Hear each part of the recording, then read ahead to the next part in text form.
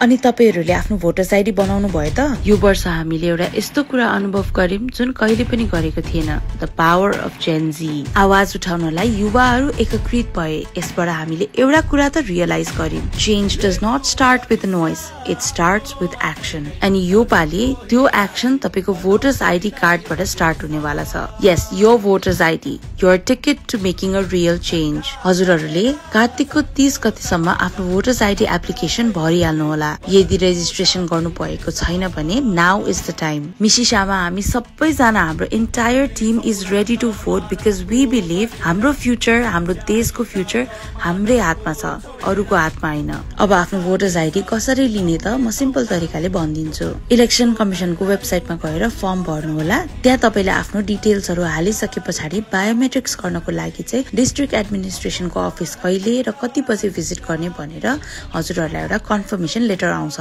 त्यो कन्फर्मेसन लेटरसँग आफ्नो सिटिजनशिप र एउटा फोटो लिएर चाहिँ तपाईले डिस्ट्रिक्ट एडमिनिस्ट्रेसन अफिस भिजिट गरेर बायोमेट्रिक्स दिनु होला। बायोमेट्रिक्स कन्फर्म भइसके पछाडि तपाईले आफ्नो भोटर्स आईडी को कन्फर्मेसन पाउनुहुन्छ एकदमै सजिलै। And this is not just a card, this is our right, our voice and our power. Let's vote for the right person, let's vote for our future. So तपाईले apply गर्नु भएको छैन भने चाहिँ कार्तिक 30 गतेसम्मको डेट छ, चाँडो चाँडो गरिहाल्नुस्।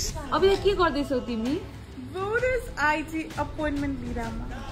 सो आजसम्म मैले हाम्रो मिसिसा फ्यामिलीबाट 9 जनाको भोटर्स आईडी अपोइन्टमेन्ट लिइसके and continuing to do so. हामीहरूको मिसिसा family is so ready to vote this election. So don't forget to cast your vote and select the best candidate.